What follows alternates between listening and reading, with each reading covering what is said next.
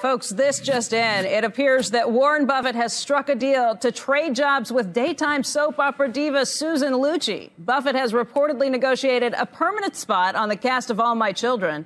Apparently, Ms. Lucci is en route to Omaha as the new CEO of Berkshire.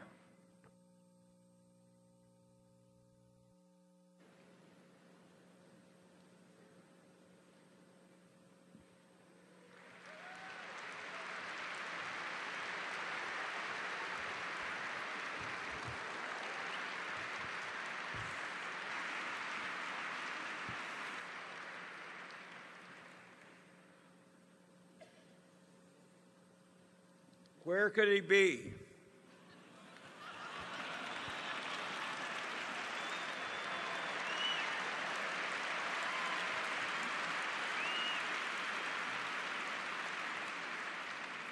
Do you mean Warren, Charlie?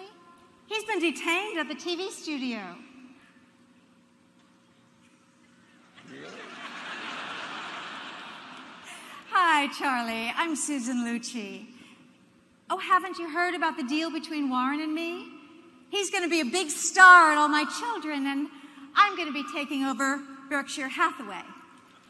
Well, you've certainly got some important qualities that Warren lacks.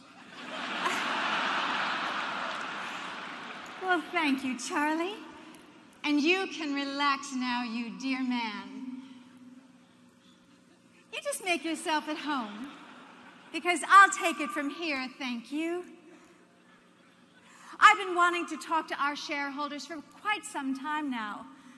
There's some changes I really think we need to make around here.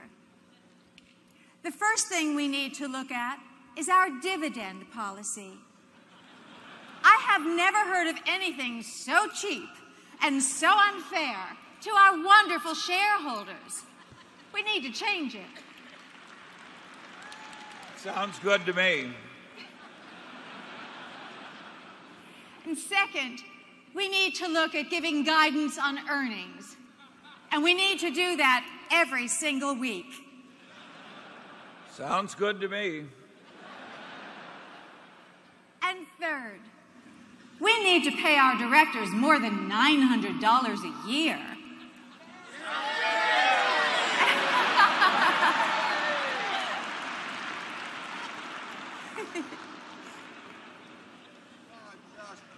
One minute.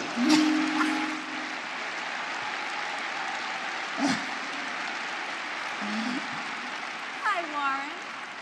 Warren, I thought you were at the All My Children studio. What's that talk about dividends that I hear? Oh, nothing important, Warren. You just concentrate on your role on the show. Susan, my show is Berkshire Hathaway, and my role is to run it. Warren, you can't do that. I just did it. All My Children can't do without you, and I can't do without Berkshire. Oh, Warren. So you mean the deal is off? The deal is off. I really want to thank you. You've brought me to my senses. You can go back to All My Children. I'll stay here at Berkshire. But I am so grateful to you, Susan, that I want you to go out to Berkshire, out to Borsheim's, and I want you to pick out anything you would like and charge it to Charlie. Oh, Warren, you are a darling. Thank you. You're a darling, too. Now, wait a second.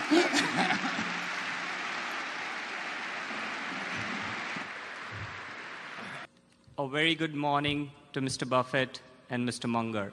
My name is Rajesh Vora from Bombay, India. I have been learning a lot from annual letters of yours. It's been a great insight into investment philosophy that I haven't learned from anywhere else. Great job. That's on the mind side, but on the heart side, what touches me the most is what you have achieved all these years is through 100% honesty, and I salute to that. Thanks. My question is on what key steps would you recommend to correct the mindset of typical investor like me, which is what you narrate as lemmings-like, the crowd mindset? What would we recommend? We got the question being repeated here. About the mindset of an investor, is it? He wants you to advise him as to how he can become less like a lemming.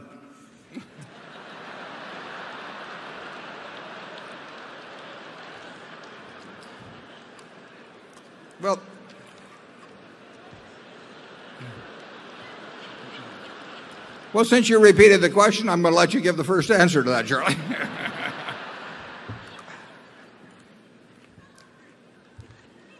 Until he eats about 1,000 calories a day.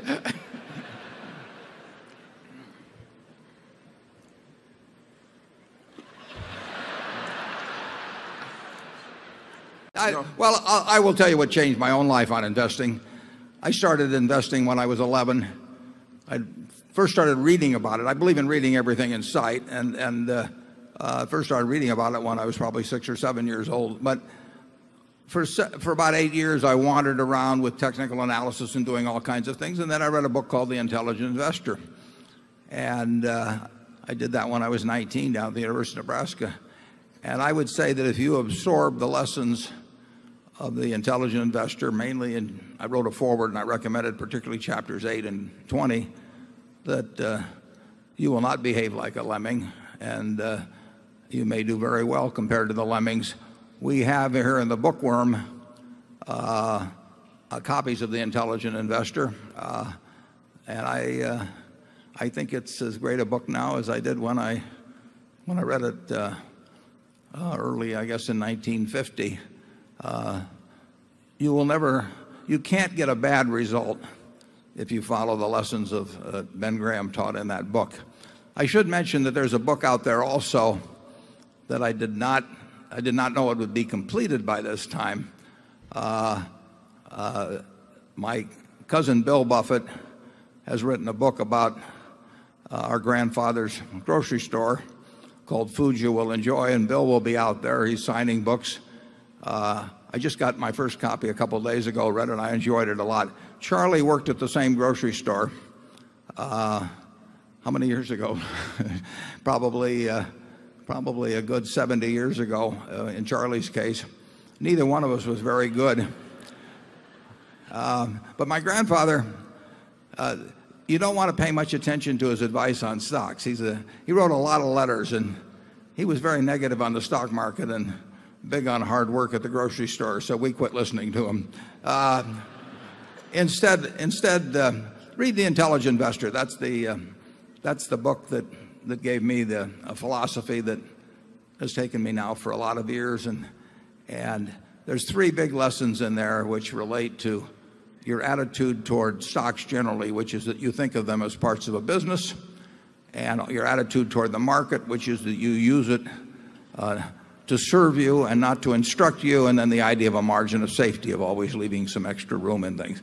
But the people in this room, I think, have learned that important first lesson. I mean, I think most people that own Berkshire do not see themselves as owning something with a little ticker symbol or something that may have a favorable or unfavorable earnings surprise or something of the sort. But they rather think of themselves as owning a group of those businesses that are out there in the other room.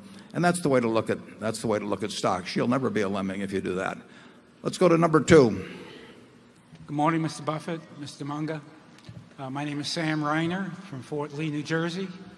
And my question concerns your comment this week about the recession and the stock market going up so significantly in April. Can you expand on where the market's going from here? Well, I could expand, but I couldn't answer. Charlie and I haven't the faintest idea where the stock market is going to go next week, next month, or next year. We never talk about it.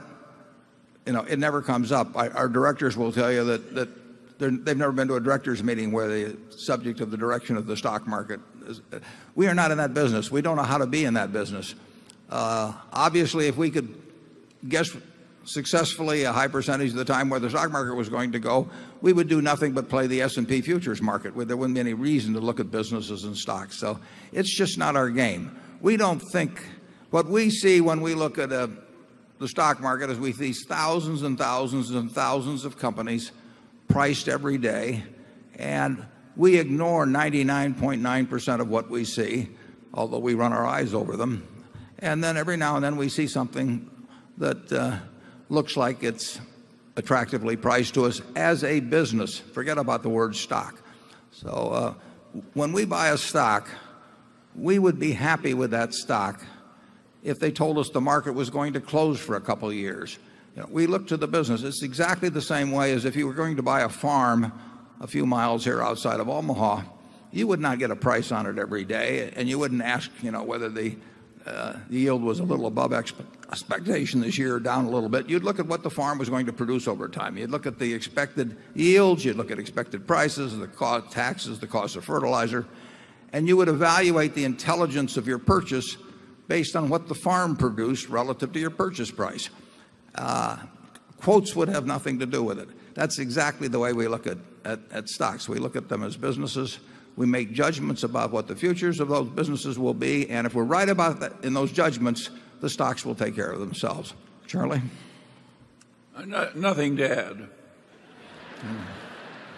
He's been practicing for weeks. Let's go to area 4. Good morning, Mr. Buffett and Mr. Munger. My name is Chandra Chawla, and I am from Seattle, Washington. Berkshire Hathaway has some of the best managers in the world, and I am very bad at hiring good managers.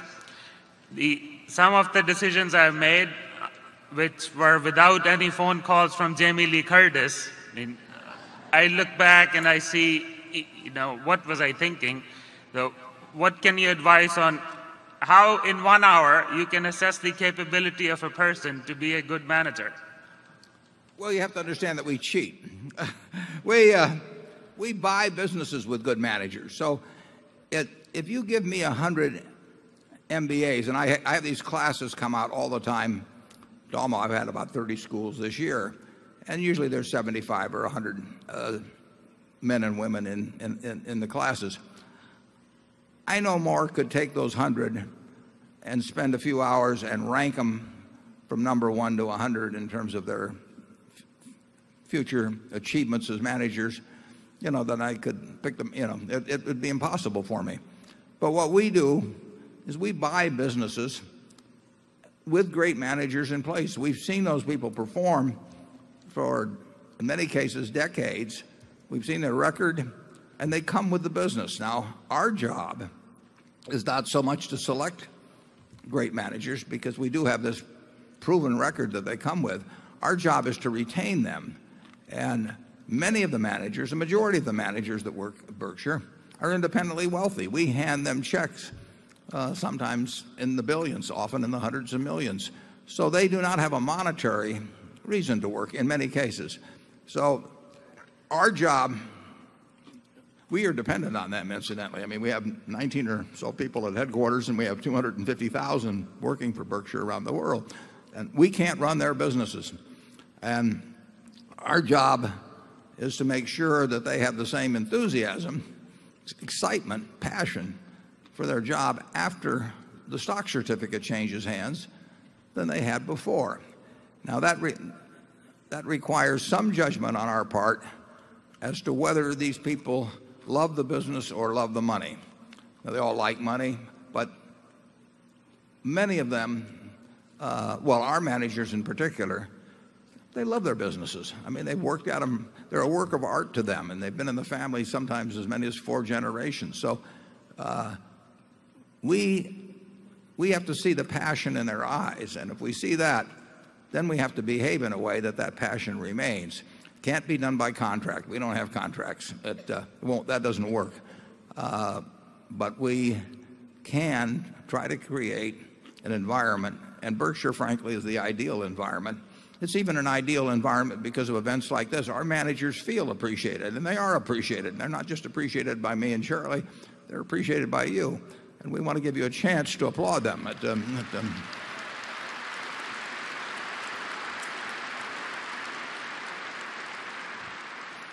So I can't be of enormous help if you're looking at a group of MBAs. It's not easy. I mean, they sort of learn by that point in life how to fool you in terms of what answers you want to hear and all of that sort of thing.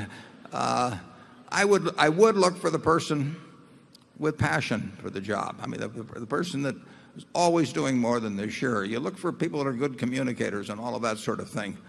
But I like my way better. It's a lot easier just to take somebody that's been batting 400 in baseball and say, I think I'll stick him in the lineup.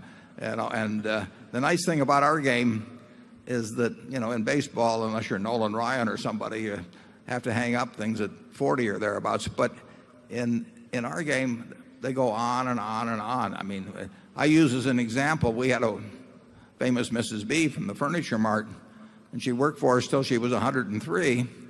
And then she left and she died the next year. And that is a lesson to our managers that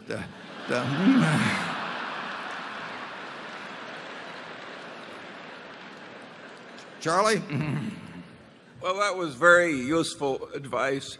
It reminds me very much of the late Howard Amundsen, and a young and starving business student once asked him for advice as to how to get ahead. And Howard said, well, I always keep a few $1 million lying around in case a good opportunity suddenly turns up. Well, let's go to number 5. Good morning. I'm Joe Hudson, a shareholder from Culver, Indiana. Could you please comment on how you use stock options when trying to enter or exit a position in a public company? Yeah,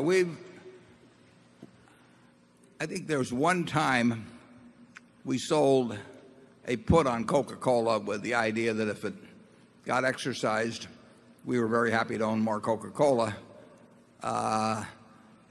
It didn't get exercised. We would have been better off if we just bought the stock. Usually, if you want to buy or sell a stock, you should buy or sell the stock. And using an option technique to buy a call on a stock instead of buying the stock outright with the idea that you get it a little cheaper that way means that about 4 times out of 5 you'll be right, and the 5th time the stock will have moved earlier, and you'll have missed the transaction you wanted to have. And so we virtually have never used options as a way to enter a position or exit a position, and I would doubt very much if we do.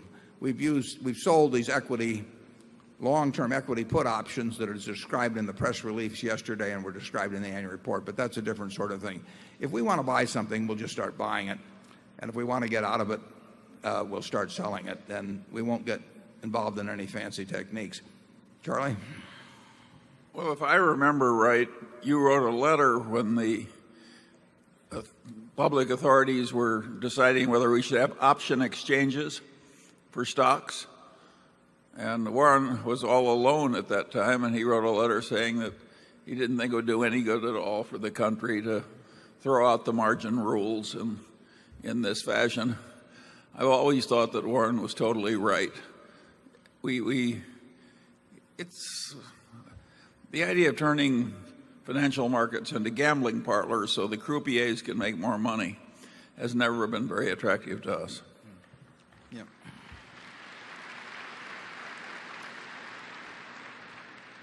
Yeah, it's very interesting to me when I talk to these MBA students. One of them from the University of Chicago, the very first question I got a few years ago, he says, what are we being taught that's wrong? I love questions like that. I have to plan them in the future. The amount of time spent at business schools, maybe it's a little less now, but teaching things like option pricing and that sort of thing, it's totally nonsense. I mean, you need 2 courses in a business school. One is how to value a business and how to think about stock market fluctuations. But the idea that you would spend all of this time with formulas, but the problem, of course, is that the instructors know the formulas, and you don't when they come, and so they've got something to fill the time explaining to you. And, it is no fun if you were teaching biblical studies, and you could read 3 or 4 of the most important religious tomes forward and backward in 5 different languages, you would hate to tell somebody that it all comes down to the 10 Commandments. I mean, any damn fool can do that. So there's a great desire of the priesthood in finance to want to teach the things that they know and you don't know, and that they spend a long time learning, and that maybe require a fair amount of mathematics. And it really has nothing to do with investment success. Investment success depends on buying into the right businesses at the right price. And you have to know how to value businesses, and you have to have an attitude that divorces you from being influenced by the market. You want the market there not to influence you. You want it there to serve you. And that requires a mindset, which goes back to an earlier question. And it's a mindset that's described quite well in Chapter 8 of The Intelligent Investor. Let's go to number 6. Good morning. My name is Mark Rabinov from Melbourne, Australia. My question is, Berkshire has bought a lot of shares over the last 12 months in listed companies. Do you expect the return on these investments to be between 7 and 10% per annum over many years, which is, I would say, well below what Berkshire has achieved in the past? The answer to that is yes. We would be very happy if we could buy common stocks where our expectation over a long period, pre-tax, from a combination of dividends and capital gains, we'd be very happy if we thought it was going to be 10%. And we would probably settle for a little less than that. And there's no question, absolutely no question, that returns from owning Berkshire will be less in the future than they have been in the past. There's no question that we will not do as well with the common stocks at Berkshire that we own in the future as we have over the last really 40 years or thereabouts.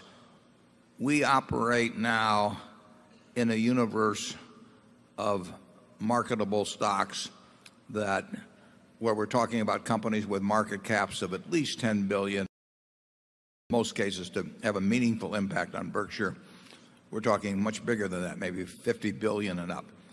Well, that universe is not as profitable a universe to operate in as if you have the entire universe of thousands and thousands of companies. So if we just take an example, if we find a company with a market cap of 10 billion and we can buy 5% of it, and usually that's about what we could buy without disturbing things, we can have a $500 million investment. Let's say it doubles over a period of time. That's 500 million. You pay a 35% tax. You have 325 million. That's less than 0.2% in terms of Berkshire performance. So our universe has shrunk enormously, and we will not do as well in that universe remotely as well as we would if we were operating in a much wider universe and could do all kinds of things. We've found little things to do from time to time where we've made some money. I may refer to them a little later, a couple of things. And they're nice, but they don't move the needle very much at Berkshire. So anyone that expects us to come close to replicating the past should sell their stock. I mean, because it isn't going to happen. And, I think we're going to get decent results over time, but we're not going to get indecent results. And in this field, we prefer indecent, but we're not going to get them. Charlie? I think you can take Warren's promises to the bank. We are very happy making money at a rate in the future that is way less than the rate at which we made money in the past. And I suggest that you adopt the same attitude. Well, I wouldn't condemn him to that. I think if you're working with small amounts of money, I've talked to then you may have something very much better to do with your money than to buy Berkshire. I mean, if you're working with small amounts of money and you want to put in significant amounts of time and examine thousands of securities, you will find things that are more intelligent to buy than Berkshire. We still think Berkshire is an attractive investment over a long period of time. We think that it stacks up reasonably well with other very large companies. We don't think it's the most attractive investment in the world in terms of what you can find if you're willing to go through those thousands of possibilities, which is what Charlie and I used to do many years ago. It's not feasible for us to do it now, and it wouldn't have any impact on Berkshire. What we really like at Berkshire is buying good-sized to very large first-class businesses with first-class management and just sitting there. Because the nice thing about that is you don't have to go from flower to flower. You can just sit there and watch them produce more and more every year and give you capital, and you can buy more businesses. That's a nice formula. It's a formula that will work, I think, for us. It won't produce returns like the past. Number 10. Good morning. I'm Dinesh Kakaria from Walnut Creek, California. Well, we learned something from a comic movie, but could you please expand on how do you maintain your good mental and physical health?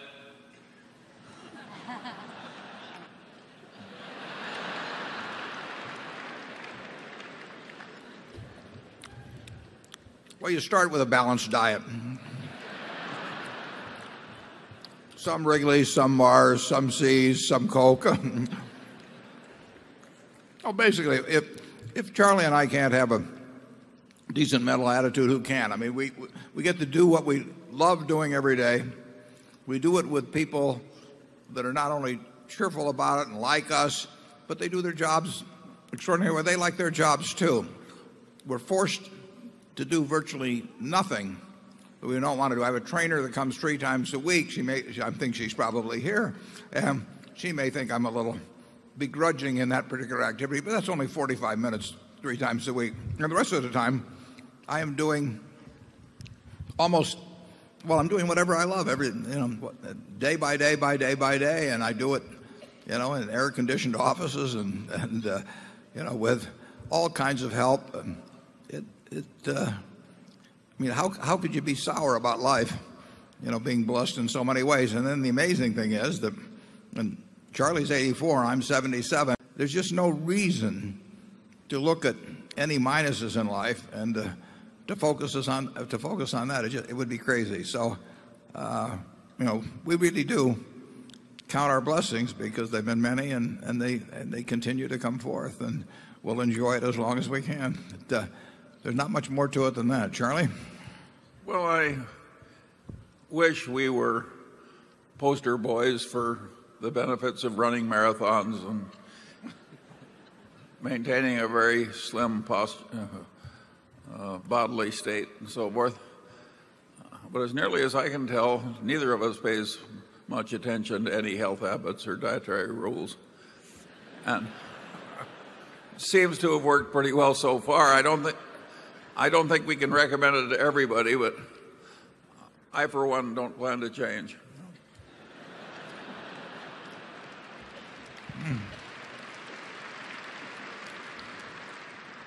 Really, from the moment we get up to when we go to bed at night, we get to do all kinds of things. We get this associating with wonderful people is about as good as it gets, and we're biased, obviously, but we think we live in the best country in the world and had all kinds of good things. I mean, just imagine.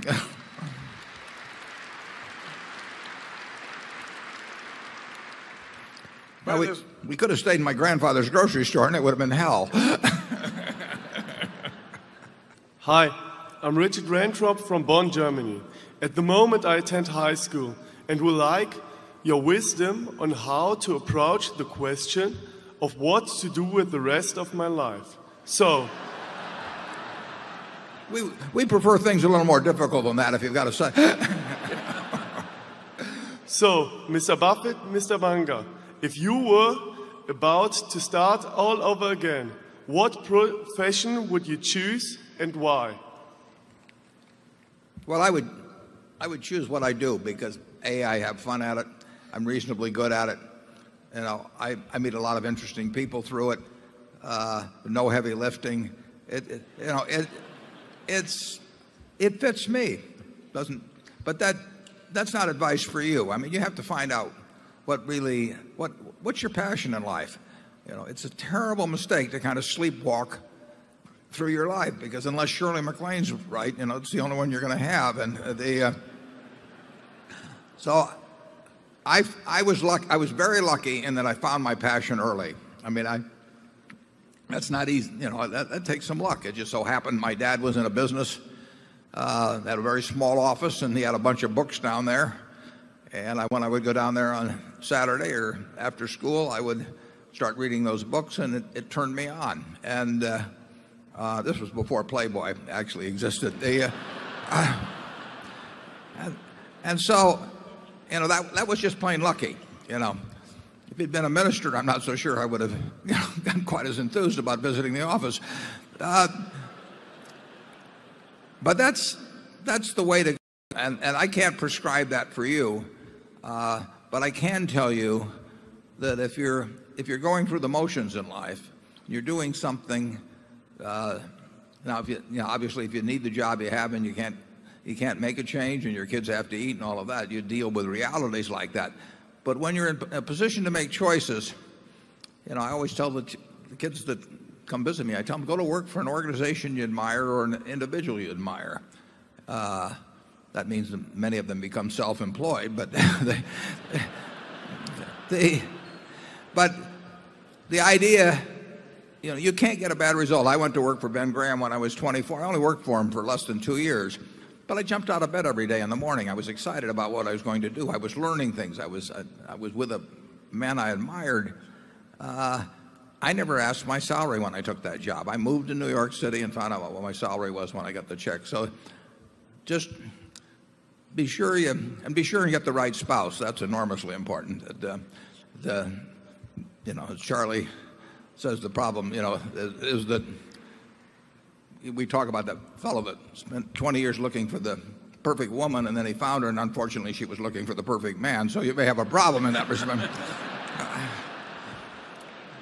But it's enormously important who you marry. I mean, it's a huge, huge, huge decision.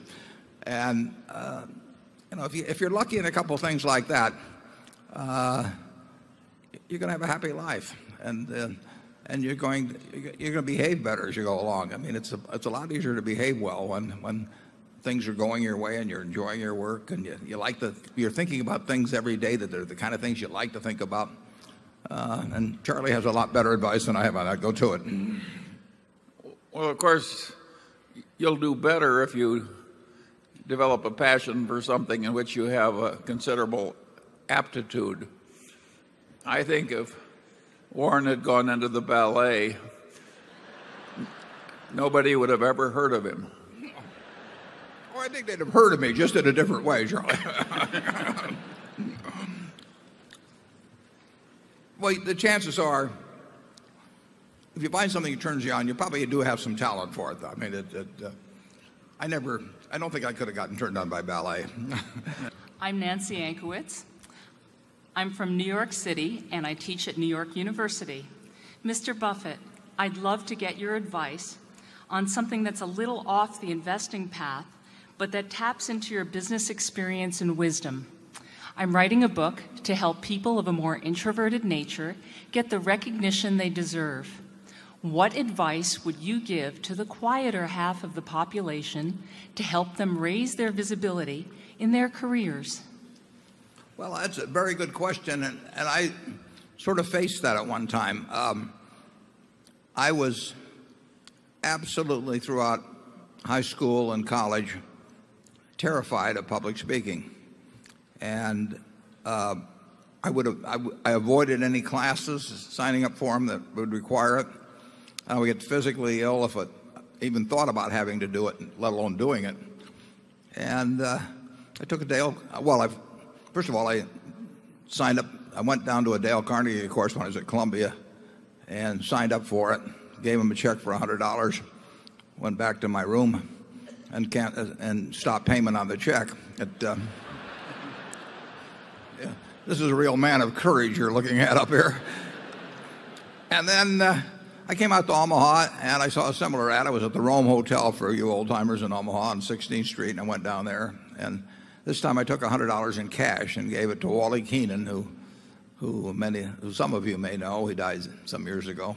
First time I'd met him. And I took that course, and when I finished that course, went right out of the University of Omaha and volunteered to start teaching, knowing that I had to get up in front of people. I think the ability to communicate both in writing and orally is of enormous importance, undertaught.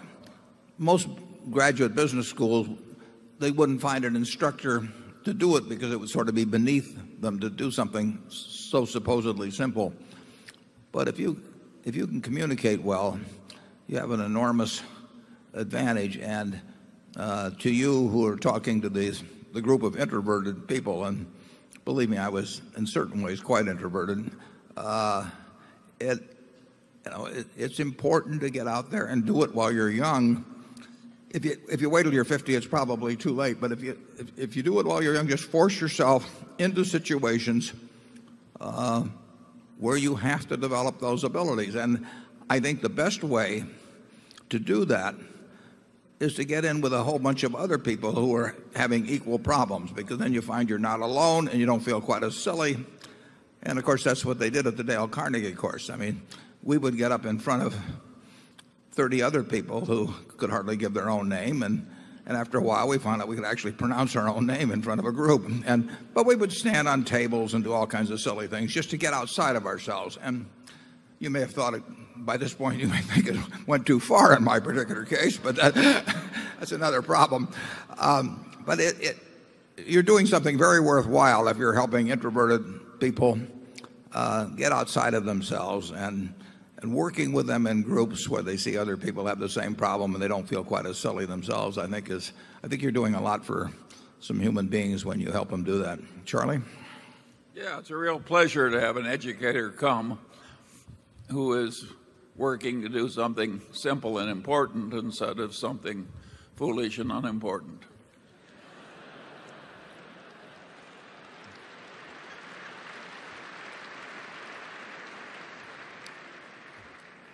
I hope he's not going to name names. Okay, let's go back to number one. Hi, my name's Henry Patner. I'm hailing from Singapore most recently. In one of your older letters, your older partnership letters in 1964, you introduced a fourth investment method called Generals Relatively Undervalued. In your description, you say, "We have recently begun to implement a technique which gives promise of very substantially reducing the risk from an overall change in valuation standards. We buy something at 12 times earnings when comparables or poorer quality companies sell at 20 times earnings, but then a major revaluation takes place so that the latter only sell at 10 times. Is this technique pair trading? And if so, how did you think about and calculate the ratio of longs to shorts?" Yeah, I didn't remember we started as early as 64, but certainly in the 60s we did some of what in a very general way would be called pair trading now, which is a technique that's used by a number of hedge funds and perhaps others that go long one security and short another, and often they try to keep them in the same industry or something. They say that British Petroleum is relatively attractive compared to Chevron or vice versa, so they long one and short the other. And actually that technique was employed first by Ben Graham in the mid-1920s when he had a hedge fund.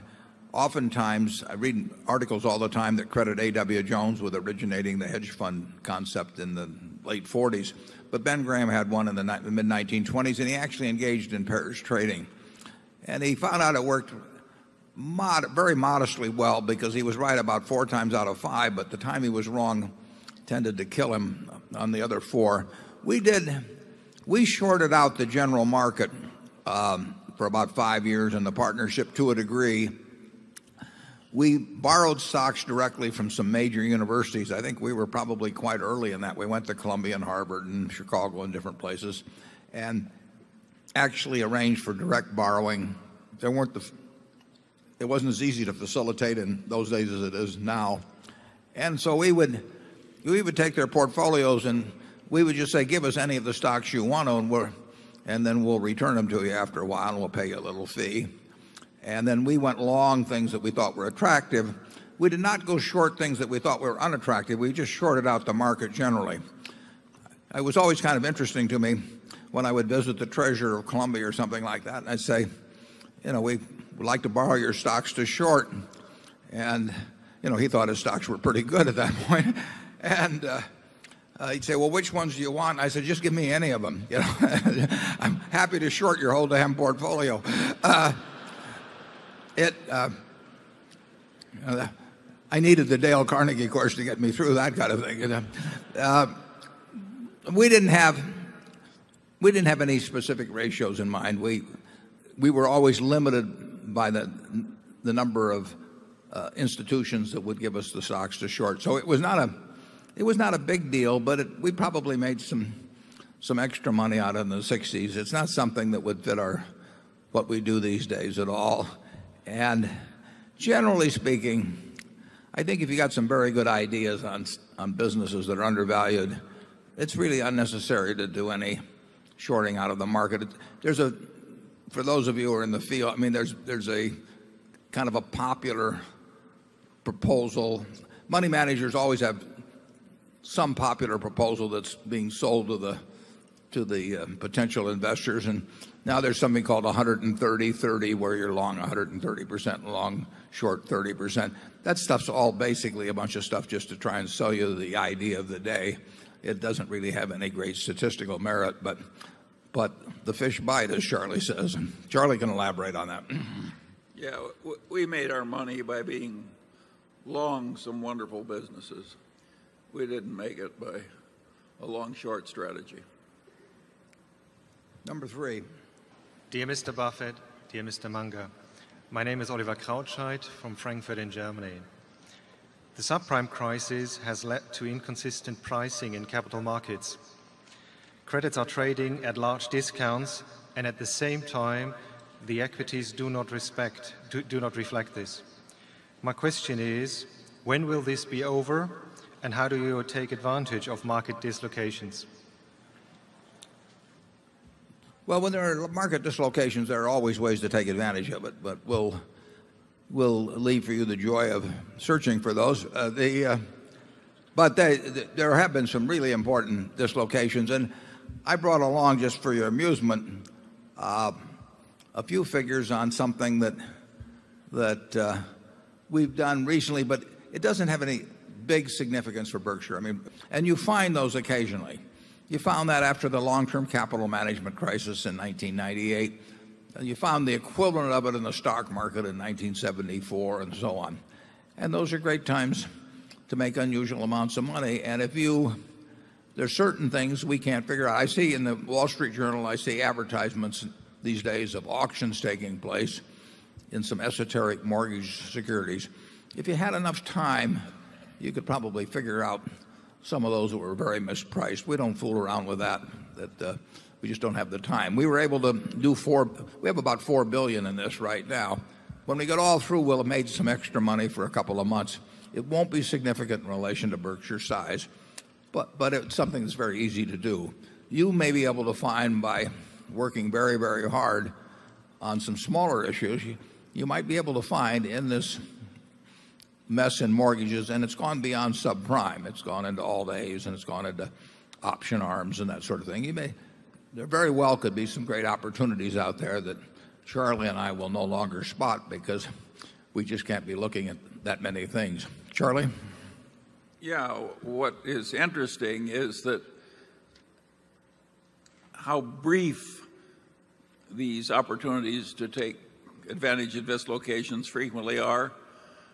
Some idiot hedge fund bought unlimited municipal bonds at, incredible margins. I think they bought 20 times more municipal bonds than they could afford with their own money, borrowing all the rest. And when those things were dumped on margin calls, municipal bonds suddenly got mispriced in America. But the dislocation was very brief.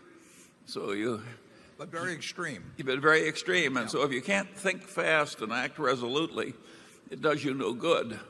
So you're like a man standing by a stream trying to spear a fish, and the fish just comes by once a week or once a month or once every 10 years. And You've got to be there to throw that spear fast before the fish swims on. It's a pretty demanding business if you do it right. But there have been times, I mean, in the junk bond market, there was a 3 or 4 month period in 2002 where some really incredible things happened, and they happened on a large scale. So that, yeah, it happens about twice a century. Yeah. Which means that he and I have only had 4 or 5 times when we could do it. Let's go to number 4. Hello, Mr. Buffett and Mr. Munger. My name is Srinivas Kanediwal. I am from Fort Lauderdale, Florida. I read all your letters and annual reports multiple times, and every time I get a different insight. So thanks for doing it. My question is about converting the successful small businesses into large enterprise. I have a good and successful small business. From the last few years, I'm unable to grow it to the next level. It seems like there are some components I'm missing, so wanted to take your advice on it. Well, Berkshire was a small business at one time. I mean, it just takes time. I mean, it's the nature of compound interest, and you know, you can't build it in one day or 1 week. So, Charlie and I have, you know, we have never tried to do in some master stroke convert Berkshire into something 4 times as large. People have done that sometimes in business, but it'd be nice to attract a whole bunch of money into some great idea you have and, you know, multiply it many-fold in a few weeks or something of the sort. But that has really not been our approach. We have done, in a general way, we've done the same thing. Now we do little variations of it, but we kept doing the same thing for years, and we'll keep doing it. You know, we will have more businesses a few years from now than we have now, and we'll have all the ones we have presently. Most of them will do better, some won't, and we will have added something, and that's an automatic formula for getting ahead, but it's not an automatic formula for galloping ahead. But we don't really feel, we're not unhappy because we're not galloping. We're unhappy if we're not moving at all. But, you know, we've got 76 or so, in most cases, pretty darn wonderful businesses. And like I say, we'll have more as we go along. So it's a very simple formula. Gypsy Rose Lee said once, she said, I have everything I had 5 years ago. It's all that it's 2 inches lower. You know, well, what we want to have 5 years from now, a whole bunch of businesses we had before that are 2 inches higher, plus some more businesses. And that's the formula. Charlie? Well, yeah, you got to remember that it's the nature of things that most small businesses will never be big businesses. It's also in the nature of things that most big businesses eventually fall into mediocrity or worse. So it's a tough game out there. In addition, the players of the game all have to die, and those are just the rules of the game, and you have to get used to it. We've only created from scratch one small business that became a huge business that I can think of, and that's the reinsurance department. And there, Warren and Ajit and others have created a great and valuable business out of air. But can you think of anything other that's large that we've done in all these decades? No. We've only done it once, so we're a one-trick pony. Yeah, we were lucky on that one, too. Yeah, and incidentally, without a G, we wouldn't have done it at all. So. Right. It isn't that we did it. A G did it. We just sat there cheering. Somebody asked us once what was the best investment we ever made, and I answered, the fee we paid to the executive recruiter to find Ajit Jain.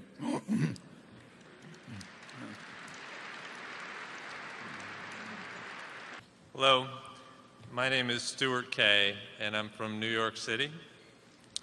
I wanted to know if you could not talk with management, could not read an annual report, and did not know the stock price of a company, but were only allowed to look at the financial statements of a company, what metric would you look at to help you determine whether you should buy a company? Well, what we're doing in investment, and what everybody is doing in investment, is they're laying out money now to get more money back later on. Now, let's leave the market aspect of the asset out. I mean, when you buy a farm, you really aren't thinking about what the market on it's going to be tomorrow or next week or next month. You're thinking about how many bushels of beans per acre can you get, or a corn per acre, and what the price is likely to be. You're looking to the asset itself. And in the case you lay out, the first question you'd have to make is, do I understand enough about this business so that the financial statements will tell me the information that's useful to me in making a judgment about what those future financial statements are going to look like? And in many cases, the answer would be no. Probably in a great majority of the cases, it would be no. But I've actually bought stocks the way you're describing many times, and they were in businesses that I thought I understood, where if I knew enough about the financial past, it would tell me enough about the financial future that I could buy. Now, I couldn't say the stock was worth X or 105% of X or 95% of X, but if I could buy it at 40% of X, I would feel that I had this margin of safety that Graham would talk about, and I could make a decision. Most times I wouldn't be able to make it. I wouldn't know. If you hand me a bunch of financial statements, you don't tell me what the business is, there's no way I can make a judgment as to what's going to happen. It could have been a hula hoop business. It could have been a pet rock business. On the other hand, it could have been Microsoft early on. So unless I know the nature of the business, the financial statements aren't going to tell me much. If I know the nature of the business and I see the financial statements, if I see the financial statements on Wrigley, I know something about the business. Now I have to know something about the product before I can make that judgment. But we've bought lots and lots of securities, Charlie. The majority of the securities Charlie and I have bought, we have never met the management and never talked to them. But we have primarily worked off financial statements, our general understanding of business, and some specific understanding of the industry and the business we're buying. Charlie? Yeah, I think there's one metric that catches a lot of people. We tend to prefer the business which drowns in cash. It just makes so much money that one of the main principles of owning it is you have all this cash coming in. There are other businesses, like the construction equipment business of my old friend John Anderson. And he used to say about his business, you work hard all year, and at the end of the year, there's your profit sitting in the yard. There was never any cash, just more used construction equipment. We tend to hate businesses like that. Yeah, it's a lot easier to understand a business that's mailing you a check every month. But that's what an apartment house is. If you own you can probably value an apartment property pretty well if you know anything about the city in which it's in, and if you have the financial statements, you can make a reasonable guess as to what the future earnings are likely to be. But that's because it is a business that gives you cash. Now there could be surprises in that arena as well. But I bought a lot of things off financial statements. There are a lot of things that I wouldn't buy, if I knew that. Actually, there are a lot of businesses I wouldn't buy if I thought the management was the most wonderful in the world, because if they were in the wrong business, it really doesn't make much difference. Number 6. Hey, I'm Jack Ringe. I'm from Philadelphia. I'm in 7th grade, and I'm 12 years old. I just wanted to ask, what kind of things should I be reading, in my grade? Because I know there are a lot of things that they don't teach you in school that you should know. But what things should I be looking into?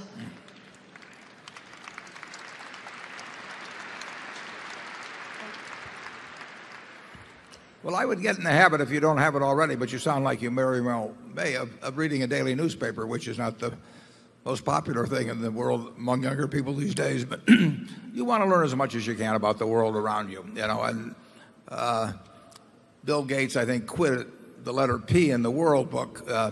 Doesn't seem to have hurt him too much to quit there, but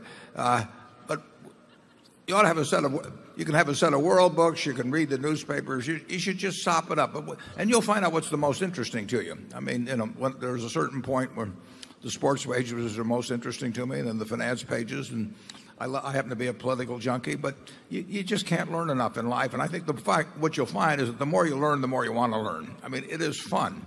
But you sound to me like a young person that's going to do a lot of that on their own. Do you have any suggestions, Charlie? You'd probably suggest reading Ben Franklin. Well, my suggestion would be that the young person who just spoke has already figured out how to succeed in life. You've got it made. Greetings to all of you from the Midwest of Europe, from Bonn, Germany, on the Rhine River. I'm Norman Rentrop. I'm a shareholder in Berkshire, Wesco, and Cologne Re. I want to thank you and Ethan Wertheimer to take the initiative and the time to come to 4 cities in Europe and potentially throughout the world to tell owners of family businesses what great alternative Berkshire Hathaway is to selling their businesses to buyout funds. Now my question regarding the chocolate industry. I'm challenged since I cannot buy See's candy in my hometown, Bonn, Germany. You gave that great example of the great business, the good business, and the gruesome business. See's candy, you cited having sent like $1.3 billion in cash profits to Omaha. There's another company called Lindt & Sprüngli. Now, while See's Candy achieves more than 20% profit on sales, you describe that their growth has been okay.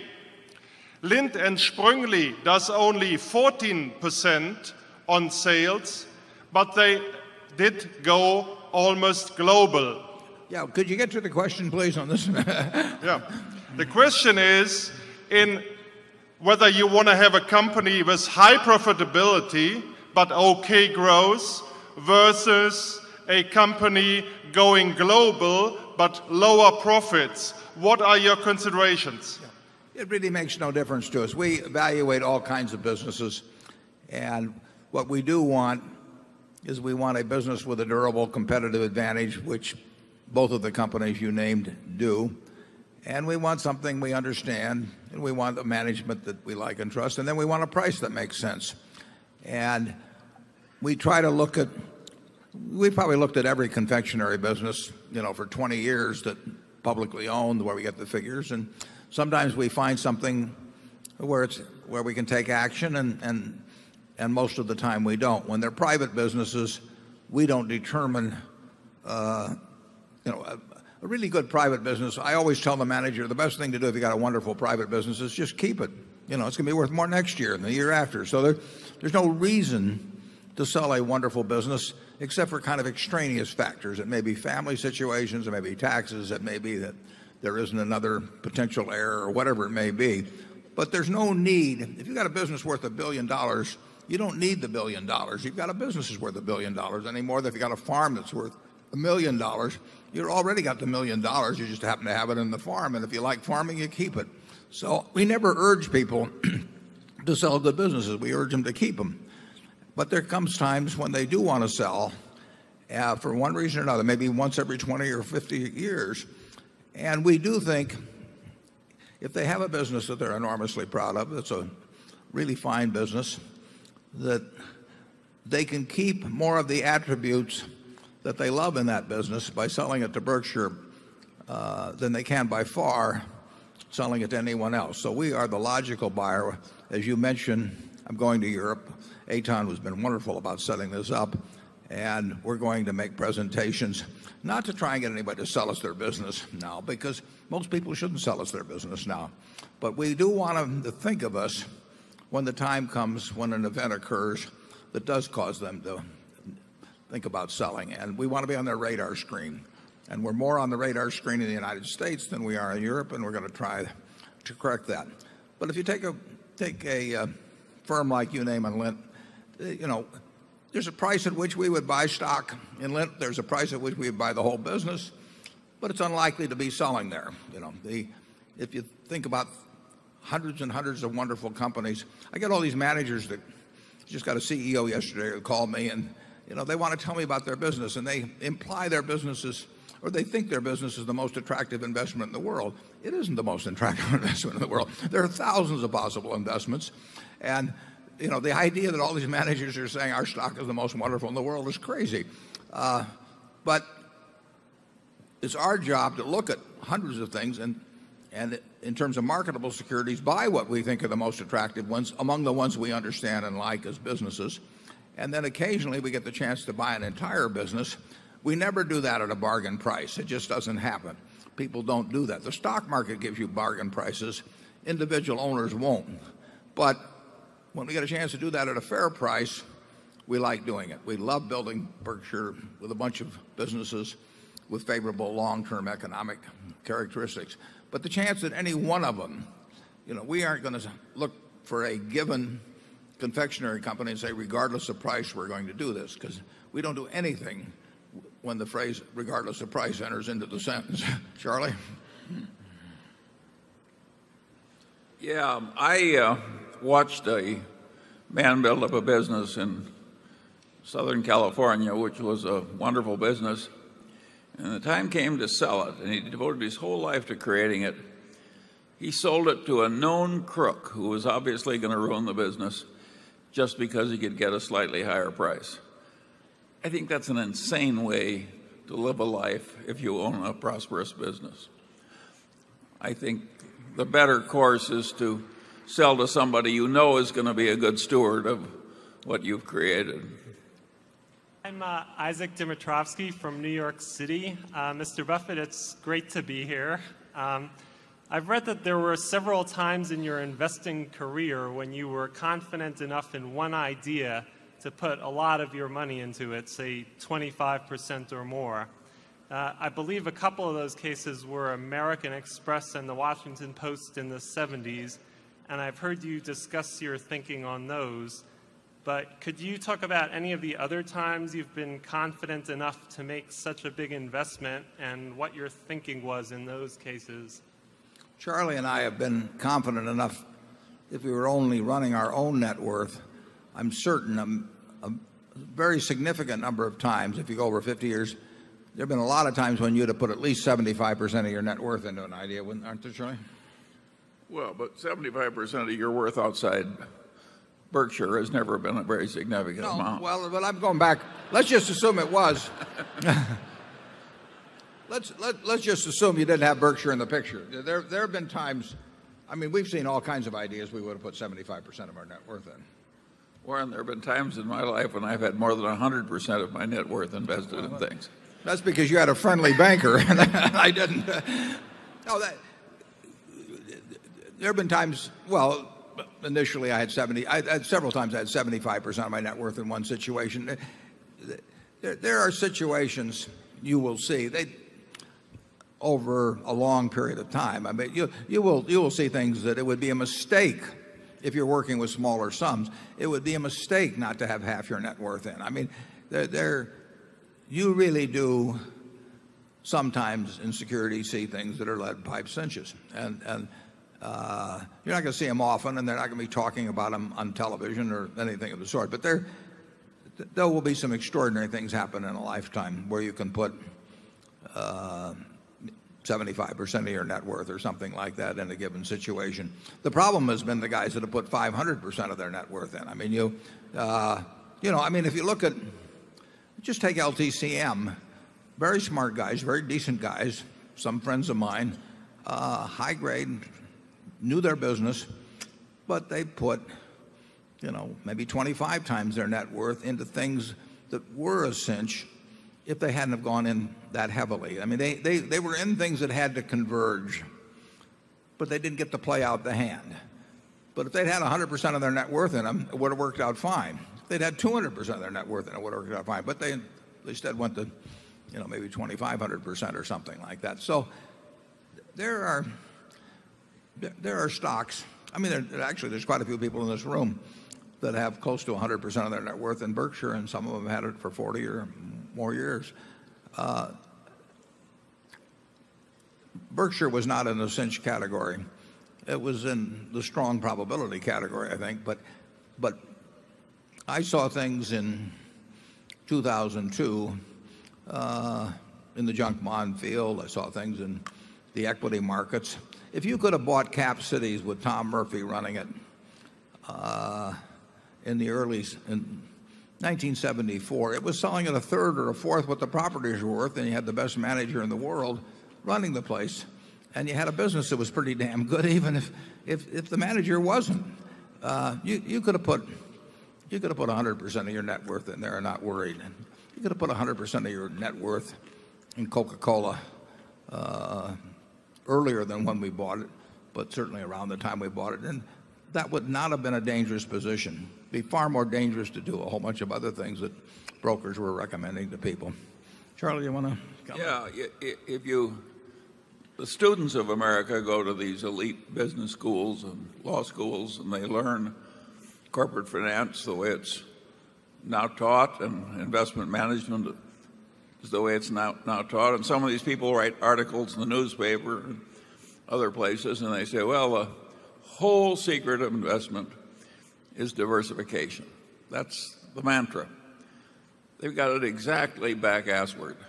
The whole secret of investment is to find places where it's safe and wise to non-diversify.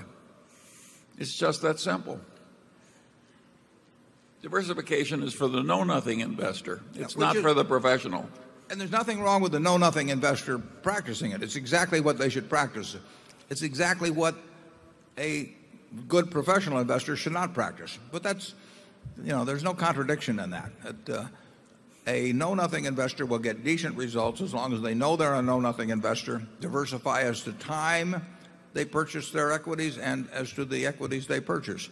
That's crazy for somebody that really knows what they're doing. And you will find opportunities that if you put 20% of your net worth in it, you have wasted the opportunity of a lifetime, in terms of not really loading up. And we've had the chance to do that way in our past when we were working with small sums of money. We'll never get a chance to do that working with the kinds of money that Berkshire does. We try to load up on things, and there will be markets when we get a chance to from time to time, but very seldom do we get to buy as much of any good idea as we would like to. Go to number one. Mr. Buffett and Mr. Munger, my name is Guy Pope, and I'm from Portland, Oregon. I enjoyed the cartoon this morning, and I'd like to expand on that. I, too, like the idea of both of you serving as a single term as the President of the United States. Hypothetically, let's say, Mr. Buffett, you served the first term, Mr. Munger, you served the second term. I think the other way around's better, but go ahead. Each of you, please name 3 difficult policy decisions you would implement during your term to better the country. Well, Charlie's going to serve the first term, so I'm going to let him name his 3. I think that one takes us so far afield that I think it's asking too much. 3 perfect solutions to the major problem of mankind from each of us in a few minutes. We've just barely managed to stagger through life as well as we have, and I don't think we're quite up to it. We probably have a massive federal program for retirement homes, actually. I would probably do something about the tax system that would change things so that the super rich paid a little more and the middle class paid a little less. But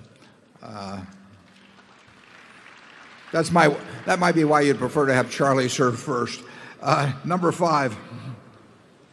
Hi, my name is Timothy Ferris. I am a guest lecturer at Princeton University twice a year. And I'd like to touch on an earlier question about investing with small sums of money. I'd like to ask both of you, if you were 30 years old again and had your first $1 million in the bank, how would you invest it, assuming you're not a full-time investor, you have another full-time job, you can cover your expenses with other savings for about 18 months, no dependents, and it'd be really helpful for my students, for myself and others here, if you could be as specific as possible about asset classes, percentages, whatever you're willing to offer. Well, I'll be very simple. Under the conditions you name, I'd probably have it all in a very low-cost index fund, and it'd probably be, might be Vanguard. Somebody I knew was reliable, somebody where the cost was low, and because you postulated that you're not going to become a professional investor, I would recognize the fact that I'm an amateur investor, and I would feel that unless bought during a strong bull market, which this hasn't been, I would feel that that was going to outperform to a degree bonds under current conditions over a long period of time, and then I'd forget it and go back to work. Charlie? Yeah, it's in the nature of things that you aren't going to have a whole lot of screamingly successful professional investors. You've got a great horde of professionals taking croupiers' profits out of the system, most of them by pretending to be professional investors. And that is in the nature of things too. But if you don't have any rational prospects of being a very skilled professional investor, well, of course you should compromise on some simple thing like an index fund. Yeah, and that you will not get that advice from anybody because nobody gets paid to give you that advice. And so you will have all kinds of people telling you how much better they can do for you than that, and how if you just give them a wrap fee or give them commissions or whatever it may be, that they will do better, but they won't do better. On average, if 1,000 other people like you do the same thing, that group of 1,000 will do worse if they listen to the people that make pitches at them. And in the end, why should you expect? I mean, you'll get a perfectly decent return over a 30 or 40-year period by doing what I suggest. And why should you expect more than that when you don't bring anything to the party? The salesman will tell you that you'll get it, but you won't. I would give you another word of warning. Do not judge stockbrokers generally by the ones you meet at this meeting. We attract some of the most honorable, intelligent stockbrokers in the world. They are not representative of the class. The politician in him just came out. Okay, we'll do one more and then we'll break for lunch. Number 7. Good morning.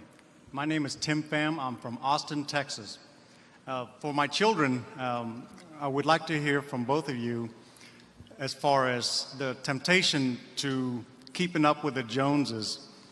And can you give them advice that they can live by with respect to frugality, debt, and work ethic? Yeah, just tell them to keep up with the Buffetts.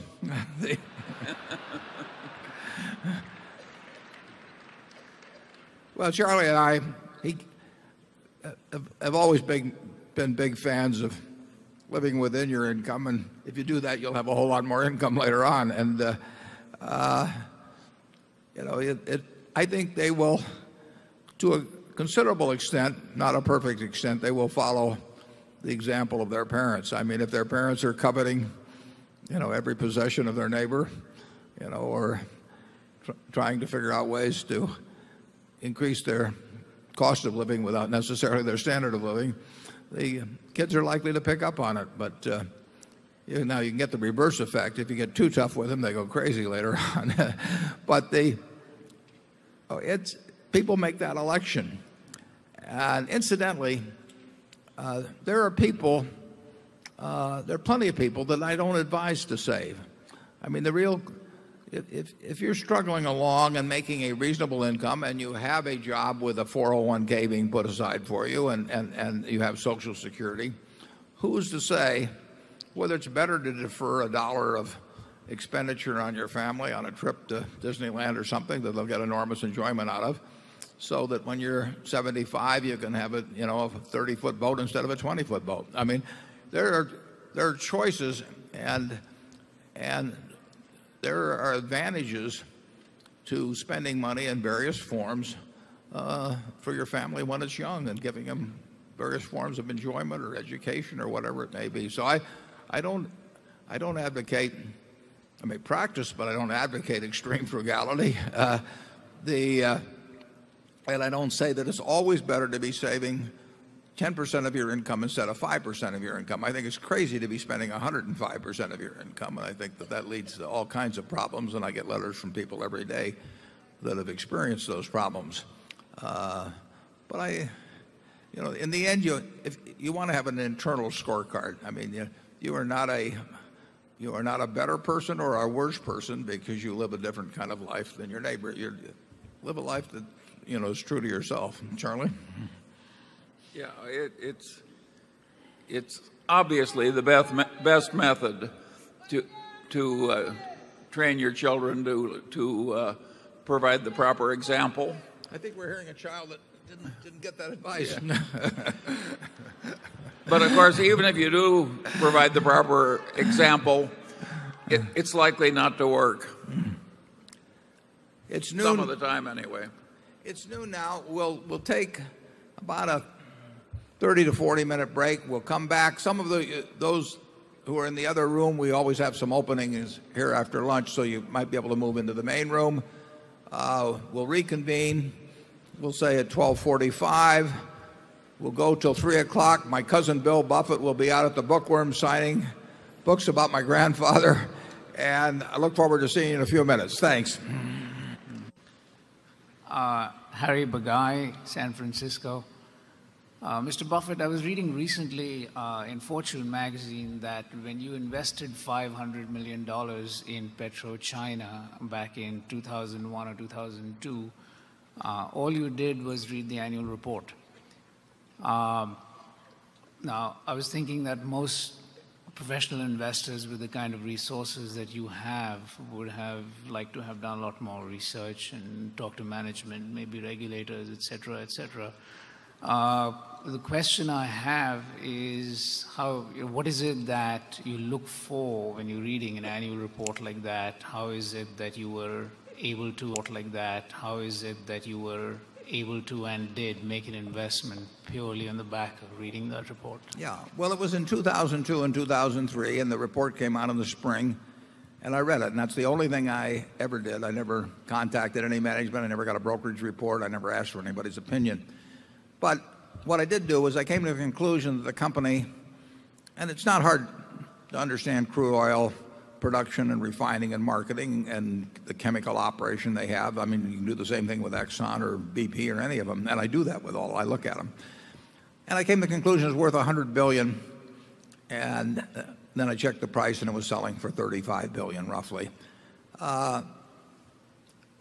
What's the sense of talking to management? I mean, basically, if you talk to management of almost every company, they'll say they think their stock's a wonderful buy, and they'll give you all the good stuff and skip over things that it just doesn't make any difference. Now, if I thought the company was worth $40 billion and had been selling for $35 billion, then at that point you have to start trying to refine your analysis more. But there's no reason to refine your analysis. I mean, I didn't need to know whether it was worth $97 billion or $103 billion if I was buying it at $35 billion. So any further refining of analysis would be a waste of time when what I should be doing is buying the stock. So we really like things that you don't have to carry out to 3 decimal places. If you have to carry it out to 3 decimal places, it's not a good idea. It was something like PetroChina. It's like if somebody walked in the door here and they weighed somewhere between 300 and 350 pounds. I might not know how much they weigh, but I would know they were fat. That's all I'm looking for, is something that's financially fat. And whether PetroChina weighed $95 billion or $105 billion didn't make much difference. It was selling for $35 billion. If it had been selling for 90, it would have made a difference. So if you can't make a decision on something like PetroChina off the figures, forget about going further. And that's basically what we did. It's a straightforward report, just like reading just like reading Chevrons or ConocoPhillips or anything like that, just as informative. We're going to learn more, by going out and deciding whether you thought they've got one huge field in China, whether the life of it was 13 years or 14 years or something of the sort. They should hit you between the eyes. Charlie? Yeah, I would argue that we have lower due diligence expenses than anybody else in America. and that we have had less trouble because we had less expense. I know of an investment operation in America that pays over $200 billion a year to its... 200 million. 200 million. Yes, 200 million, pardon me, to every year to its accountants, a lot to help them with due diligence. Hi, Mr. Buffett. My name is Matthew Millard. I'm from Norman, Oklahoma. And we'll forgive that as Nebraskans. That's okay, thank you. I've been a long-time Berkshire shareholder since I was 16. Really like the company, really like your investment style, buy and hold forever, kind of beyond the grave. But my question actually had to do with, do you know and believe in Jesus Christ and have a personal relationship with him? No, I'm an agnostic, and I grew up in a religious household, and if you'd asked that question to my mother or father, you'd have gotten a different answer. But and I'm a true agnostic. I'm not closer to either a theist or an atheist. I simply don't know, and maybe someday I'll know, and maybe someday I won't. But that's the nature of being an. Charlie? I don't want to talk about my religion. Okay, well.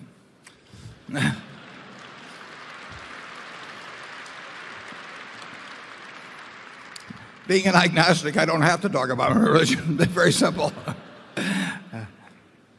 Obviously, I have no opinion on anybody else's religion because that's the nature of being an agnostic. So I wish everybody well in their own. Number 11. Hello. Good afternoon, Warren, Charlie. I want to thank you for hosting this annual meeting. My name is James Young from East Brunswick, New Jersey.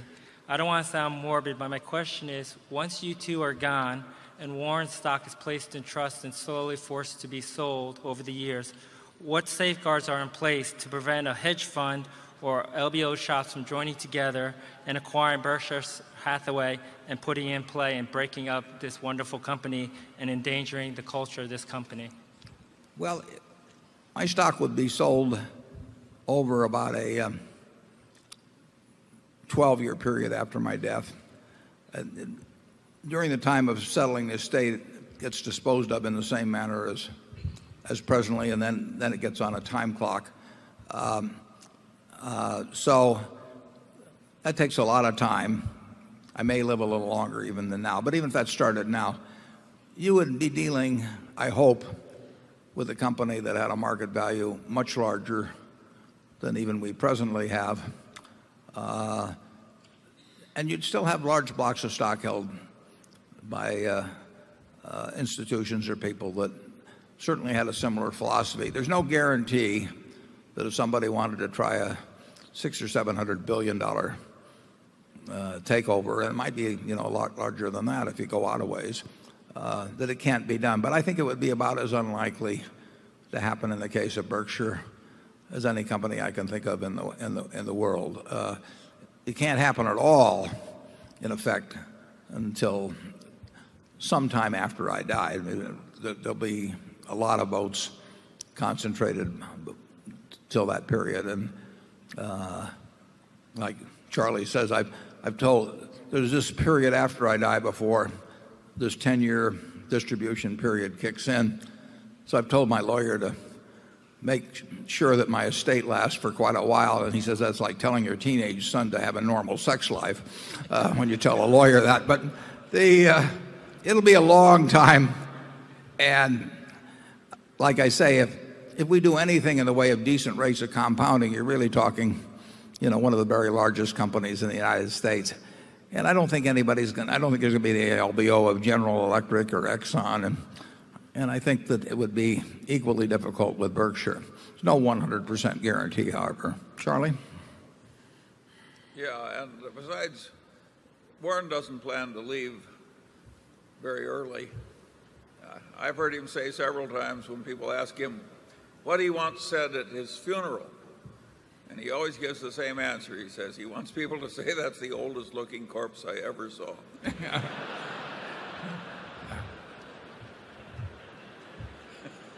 And I'm unlikely to change my views on that subject. But thanks for asking. Number 12. Hello, Mr. Buffett, Mr. Munger. My name is Kevin Truer from Chicago, Illinois. My question is this. You have identified 4 investment professionals who will, at some point in time, be running the portfolio for Berkshire Hathaway. What was the criteria that you used to select the 4 people, and what will be the criteria for evaluating them going forward? Yeah, the criteria for selecting, I think we laid out pretty well in the 2006 annual report. We obviously look for people that have had pretty good records, but that criteria alone is nowhere near sufficient to come up with the candidates we want. I mean, we care enormously about human qualities, and we think we can make that judgment in some cases, and in some cases we can't. I mean, and it's no negative vote on people we skipped over. We just decided we didn't know whether they would be the right kind of person. We made an affirmative judgment on 4 as to both their ability and their integrity. And I would like to, there was one other item in here, I believe, which I think achieved a little added relevance in the last year. I said, we therefore need someone genetically programmed to recognize and avoid serious risks, and then I put in italics, including those never before experienced. And then I said, certain perils that lurk in investment strategies cannot be spotted by by use of the models commonly employed today by financial institutions. Well, I think that proved to be somewhat prophetic of what happened last year. All of these places had models. I mean, the major banks, the major investment banks, and they would meet weekly at a risk committee probably and go over their models, and all of the statistics would be printed in nice columns and everything.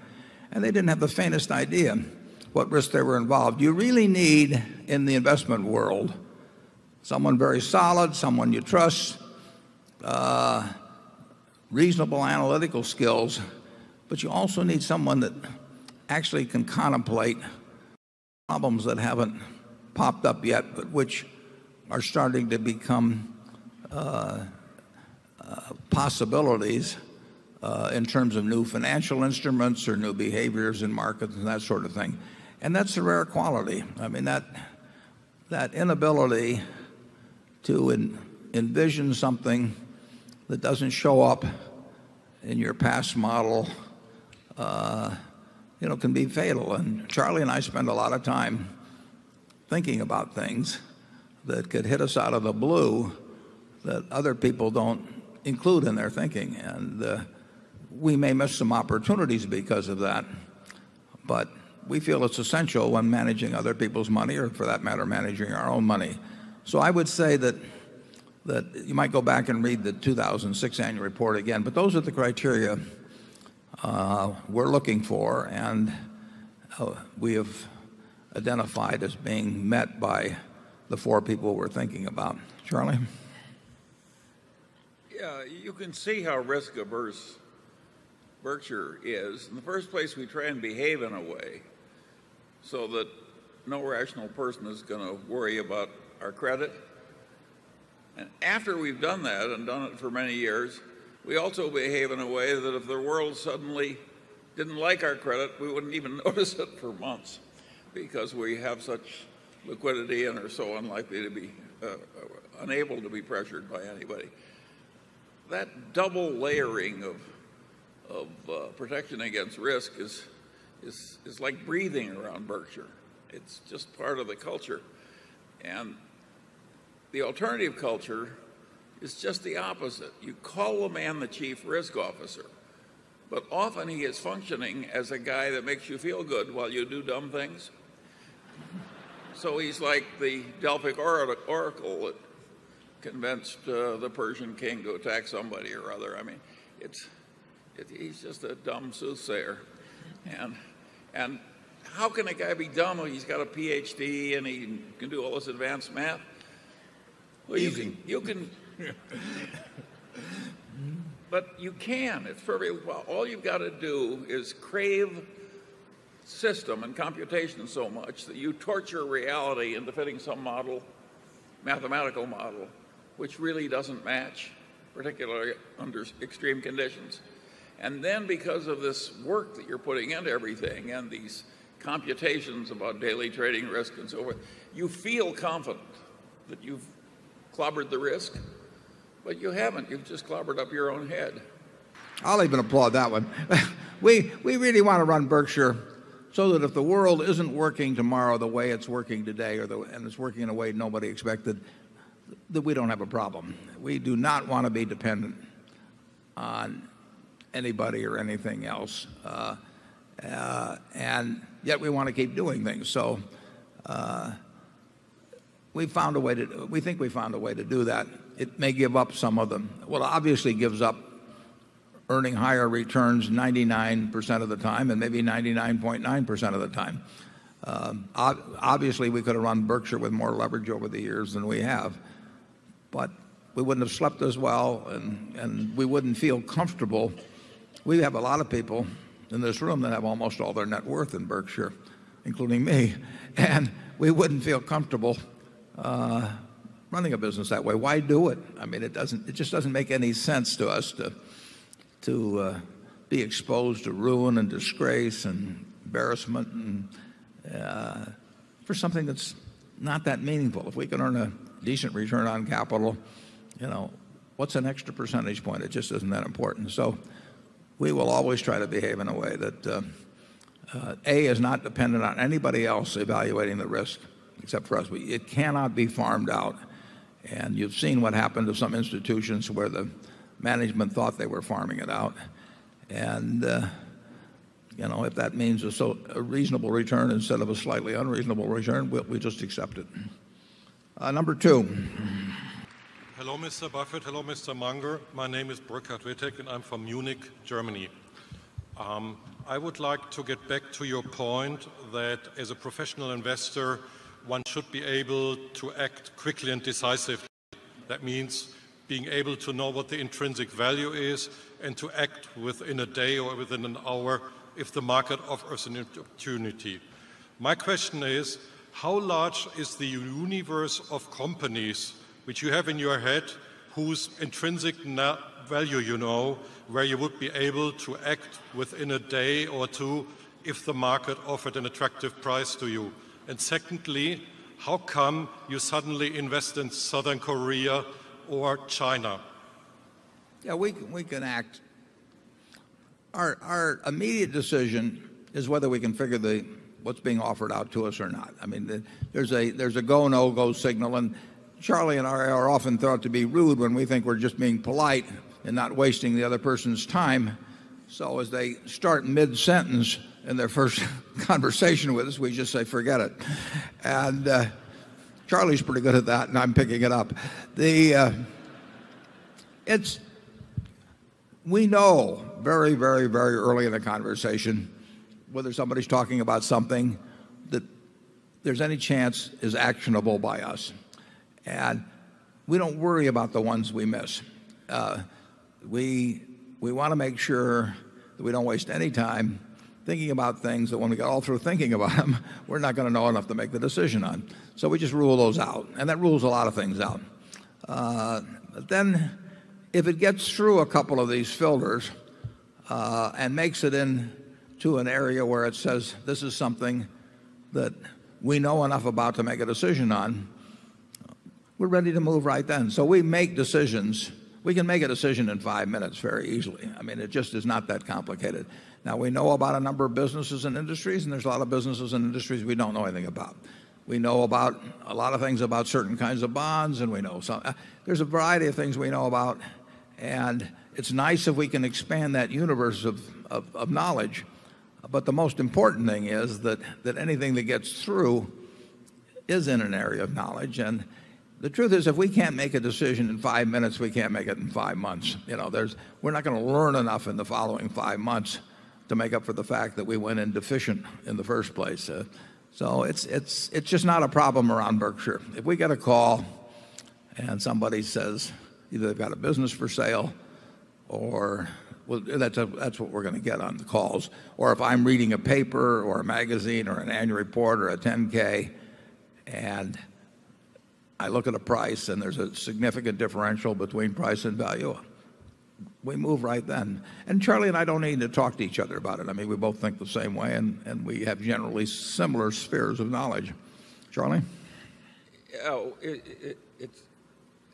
the answer to your question is we can make a lot of decisions about a lot of things very fast and very easily, and we're unusual in that respect. And the reason we're able to do that is there's such an enormous other lot of things that we won't allow ourselves to think about at all. It's just that simple. I mean, I have a little phrase when people make pitches to me, and about halfway through the first sentence I say, we don't do startups. They don't exist. Well, if you blot out startups, there's a whole layer of complexity that goes out of your life. And we've got other little blotter out systems. And using those, we finally find out that what remains is still a pretty large territory that we can handle.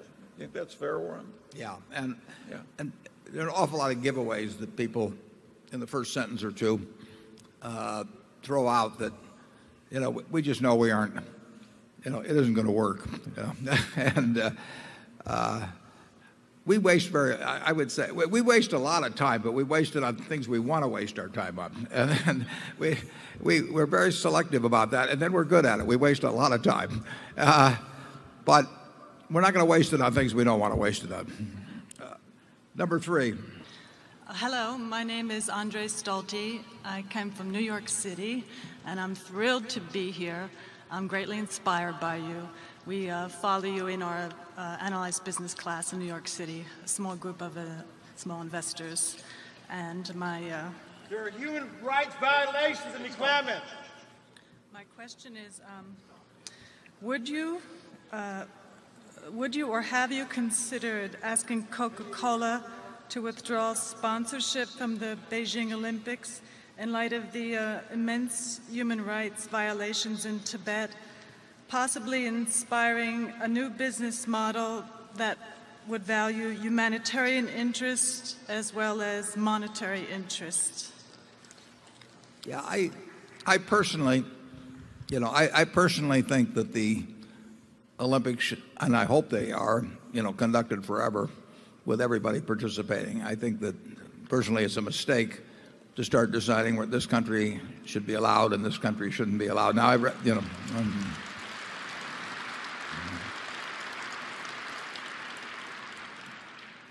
I think it's very hard to grade a couple hundred countries that might be participating according to how their behavior was. I mean, we didn't let women vote in the United States, until 1920. So we went 140 or so, 130 years. And I would say that was a great human rights violation, but I would have hated to see the United States banned from the Olympics, in the years prior to that because of that. So I just think it's a terrible mistake to try and get into something. The Olympics are a wonderful event. I think the more people participate in them, the better. And I think that on balance, they contribute to a better world over time. So I would not start getting punitive about it. But I understand your motives on it, and thank you. Charlie? Well, Warren understates my position. I usually understate his position. This is a matter of strong opinion. And I would say to you people who are distressed by imperfections in China, ask yourself the question, is China more or less imperfect as the decades have gone by? And the answer is China's moving in the right direction. And as long as that's happening, I think it's a great mistake to just pick the worst thing about somebody you don't like and obsess about it. Yeah, the U.S. has moved in the right direction over here.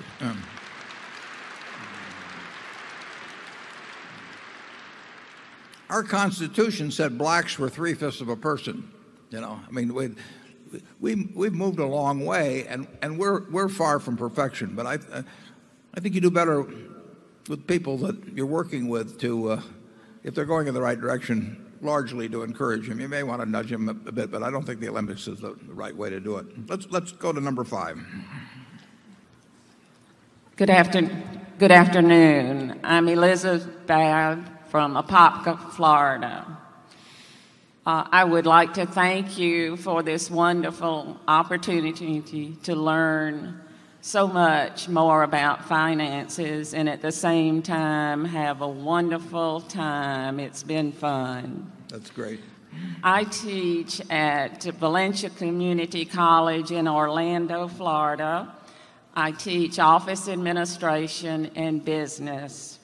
I applaud my students for investing in themselves by enrolling in college. I also want to stress financial independence and financial freedom. I do this by telling them that slow and steady wins the race. Also, good, sound financial management, and then the law of reciprocity. What else should I be doing to lead them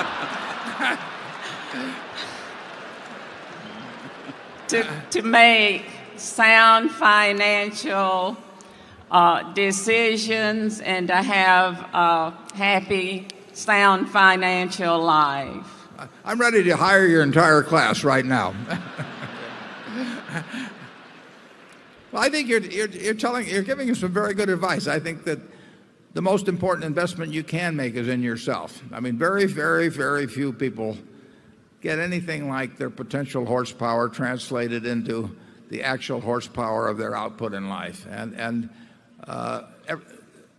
Potential exceeds realization to just an enormous factor with so many people. And one illustration you might try with your class, I tell them this when I talk to high school groups. Just imagine that you're 16 and I was going to give you a car of your choice today, any car you wanted to pick. But there was one catch attached to it. It was the only car you were going to get in the rest of your life. So you had to make it last there. You can pick out the fanciest one you want, a Maserati, whatever it might be. How would you treat it? Well, of course, you would read the owner's manual about 5 times before you turned the key in the ignition. You'd keep it garaged. Any little rust you would get taken care of immediately. You'd change the oil twice as often as you were supposed to, because you know it has to last a lifetime. And then I tell the students, and you get one body and one mind, and it's going to have to last you a lifetime, and you better treat it the same way, and you better start treating it right now, because it doesn't do you any good to start worrying about that when you're 50 or 60 and the rust, that little speck of rust, is turned into something big. So anything your students do to invest in their mind and body, particularly your mind. We didn't work too hard on the bodies around here, but you know, it pays off. It pays off in an extraordinary way. Your best asset is your own self, and you can become, to an enormous degree, the person you want to be. When I get classes in universities, I just ask them to imagine they were going to buy one of their classmates to own 10% up for the rest of their life. Which one would they pick?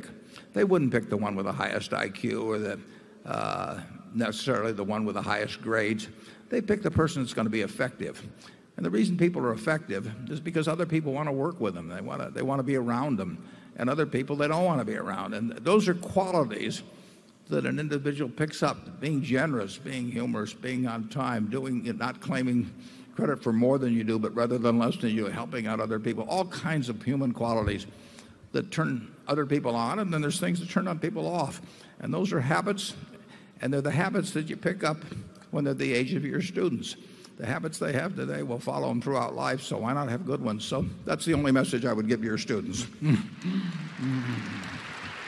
Well, I've got a specific suggestion that answers your specific question.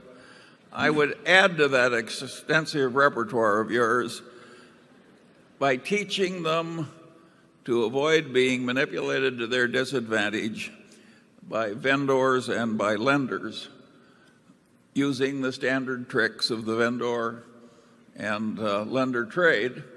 And you couldn't start with a better book than Cialdini's Influence. And I think Bob Cialdini, who's a shareholder, is here somewhere in this audience.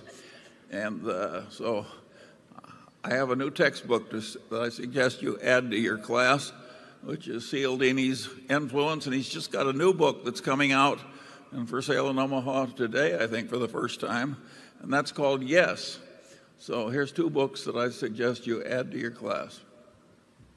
Hi, Mr. Buffett and Mr. Munger. My name is Niharika Neela, and I'm from Houston, Texas. I'm in 7th grade, and I'm 12 years old. I was wondering why you do not believe in dividends, Mr. Buffett, when your mentor, Ben Graham, believed in dividends. He influenced you in so many ways, but why weren't you influenced into believing in dividends? Thank you. Well, I had to show a little individuality in some respect. Well, the answer is I do believe in dividends in a great many situations, including many of the ones companies in which we own stock. The test about whether to pay dividends is whether you can continue to create more than $1 of value for every dollar you retain. And there are many businesses. Take See's Candy, which we own.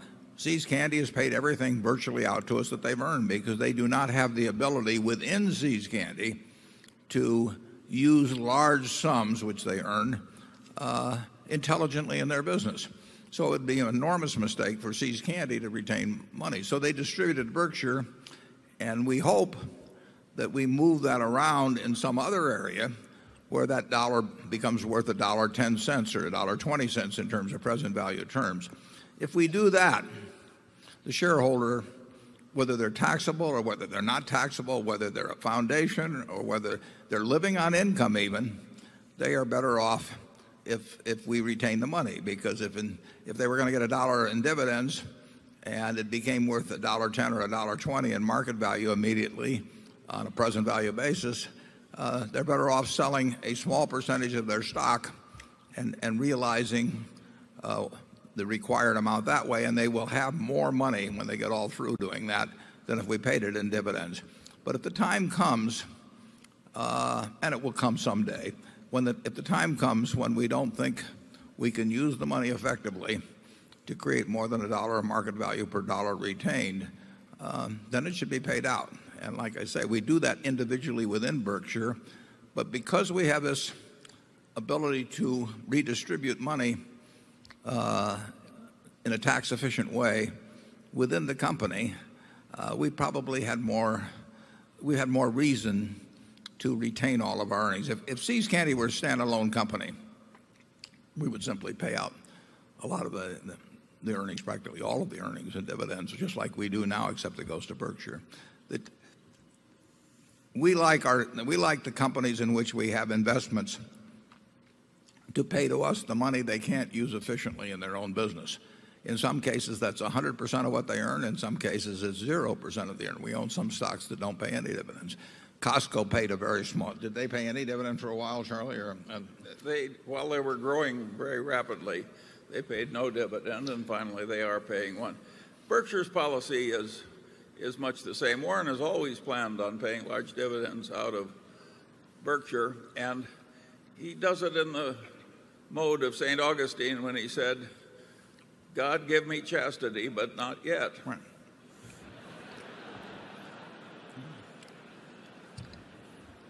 I've always admired that. Number 7. Gentlemen, my name is Jim James from Minnesota, actually Minneapolis. And clearly you've inspired 38,000 people here today. Books have been written about you, not solely for your financial prowess, but because of the people you are. Could you share 2 or 3 influences on you, those kinds of people, educators, who have shaped your thinking on life and on investing? Thank you. Well, I think the biggest educator, certainly in my case, initially was my father. I think probably Charlie would say the same thing.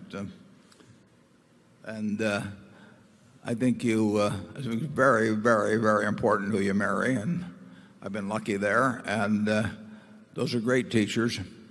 And of course, I had Ben Graham, I had Dave Dodd. I've learned from all kinds of people who've written books over the years. I've just devoured those, and you're picking up things here and there. Charlie learned a lot from Ben Franklin, obviously. Many think people think Ben Franklin learned a lot from Charlie, but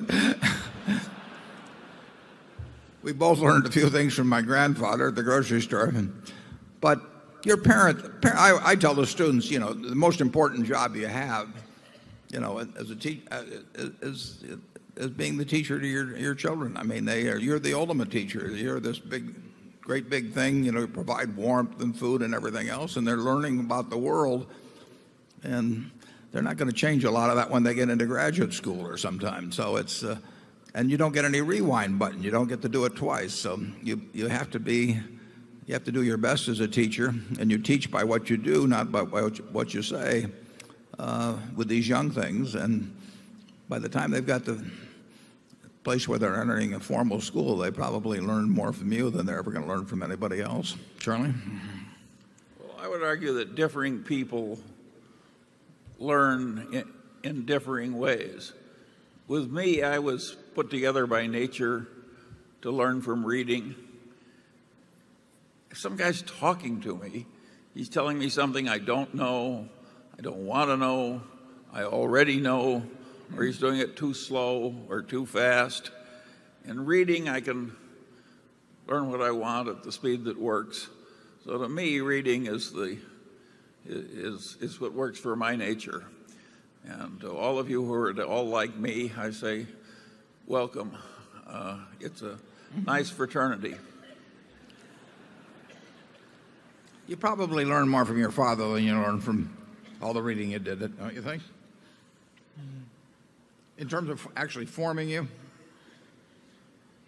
Well, yes. And my father was the type that always did hit more than his share of the work and took more than his share of the risk. And all that kind of example was, of course, very helpful, and you learn it better from a person close to you. But in terms of the conceptual stuff, I'd say I learned it from books. Now, those are fathers in a different sense, the people who wrote the books.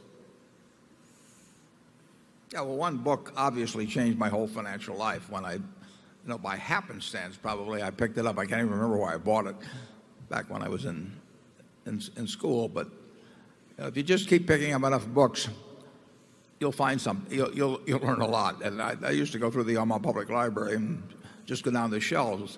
But it's kind of an inefficient way, maybe, of doing it. But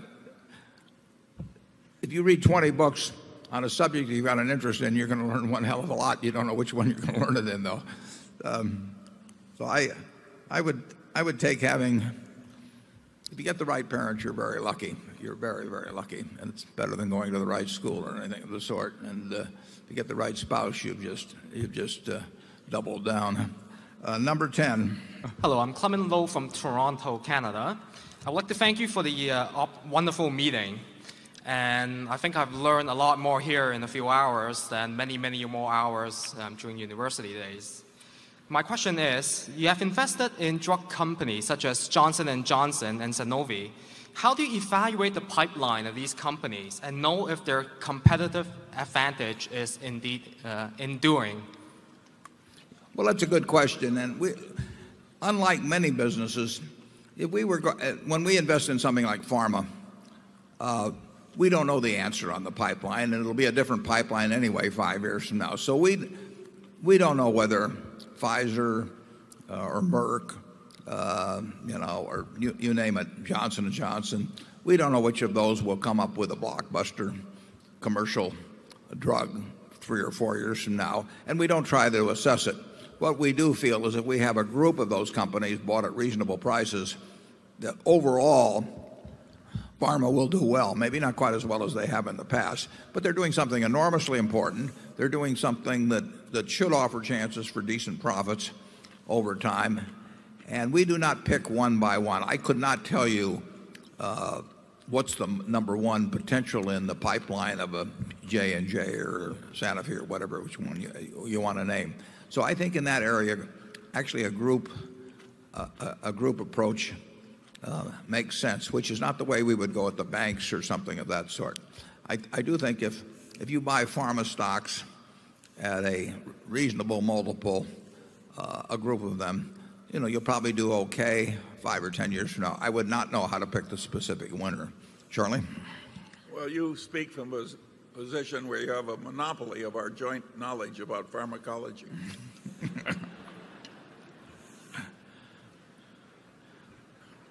We will move on to number 12. He gets cranky later in the day. And we're just about to the end, but we can take a couple more. My name is Shao. I'm coming from Wuxi, China. Thank you, Mr. Buffet and Ms. Mungo, for your unbiased opinion on China and Olympics. To support your observation, we have a group of chairmen and CEOs from Chinese public companies to come to Omaha and try to learn from the best of how public companies should be run. Thank you.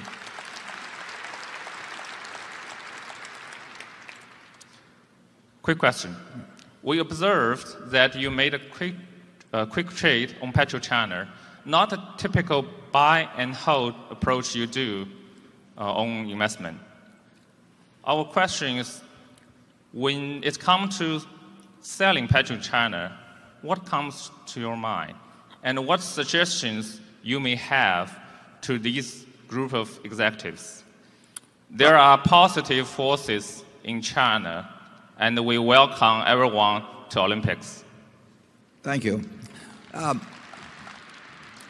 And I met Dr. Gao from the China Investment Corp here a few months ago. I was very impressed by him. I had lunch with him here in Omaha. The PetroChina decision, just as we made it to buy it at a valuation overall of 35 or to 40 billion when we thought it was worth 100 billion, when oil was at $70 a barrel, roughly 75, I figured the value was about 275 or 300 billion, and we could sell it at that price. And we no longer felt it was undervalued compared to other oil companies, so we sold our stock. Now, incidentally, right after we sold it, it went up dramatically because, as you know, they issued A shares in China, and it became very popular. And at one time, PetroChina became the most valuable company in the world measured by market value, which would have come as an enormous surprise to investors 7 or 8 years early. So they've done a terrific job.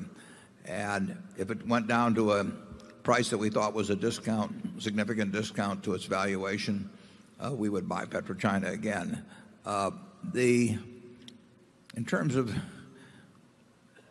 I'm not so sure we don't have a lot to learn from the Chinese in terms of business currently, more than they have to learn from us. I'm not sure I would want some of our practices to spread to China. It's a remarkable society, what's going on there now. And I did go to Dalian not long ago, and I must have traveled for 45 minutes from the center of town out to our plant there, and I just saw really hundreds of plants, factories that have developed in recent years. The economy is, the Chinese people are starting to realize their potential. I mean, what it amounted to is you had, for centuries, you had people of lots of ability, but a system that did not unleash their potential.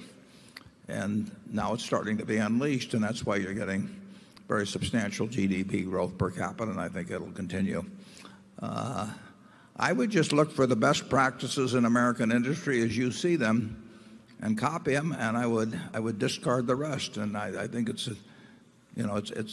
how you learn about human behavior. If you look at an effective individual, you try to figure out why they're effective. Why is Don Keogh or why are Tom Murphy, why are they so effective? Why do people want to be around them? Why are they leaders? Why do people love them? And you see certain human qualities, and you should copy those qualities. And when you see some guy that should have everything going for him and everybody in town hates him, you want to make sure you don't have any of those qualities. Well, I would do the same thing in terms of looking at businesses in this country and try and look for what I admire and emulate it, and make sure that try very hard not to let the things that you find over here that are distasteful to you creep into your own system. Charlie? Well, I hope you'll go back to China and tell them that you met at least one fellow that really approves the Confucius emphasis on reverence for elderly males.